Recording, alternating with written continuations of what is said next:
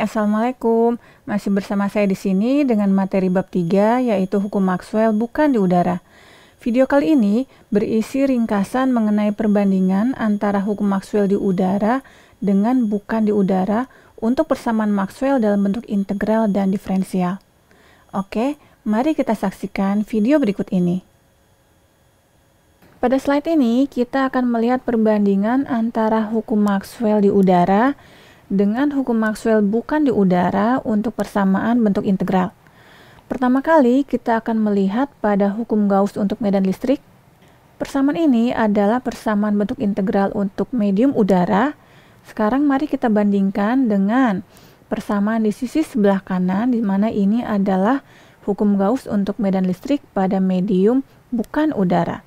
Perbedaan yang kita lihat di sini adalah epsilon 0 kita ubah menjadi epsilon, di mana epsilon itu sendiri adalah epsilon R dikalikan dengan epsilon 0.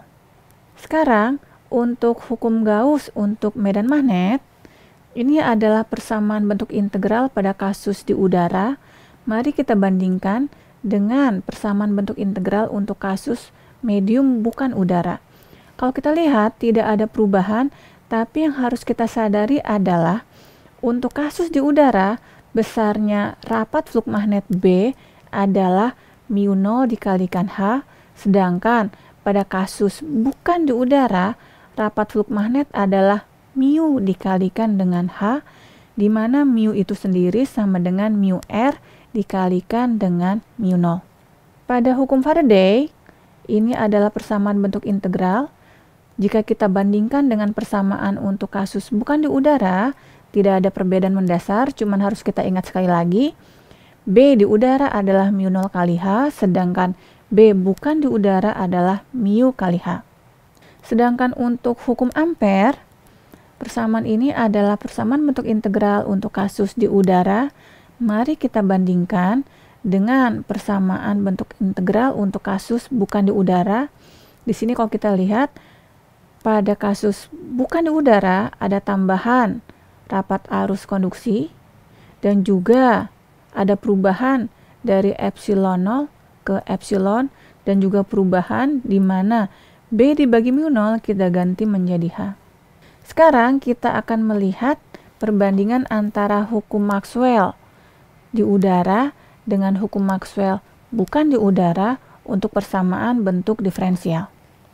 Ini adalah bentuk persamaan diferensial untuk kasus di udara. Mari kita bandingkan dengan kasus bukan di udara, di mana perbedaannya adalah epsilon 0 diganti dengan epsilon.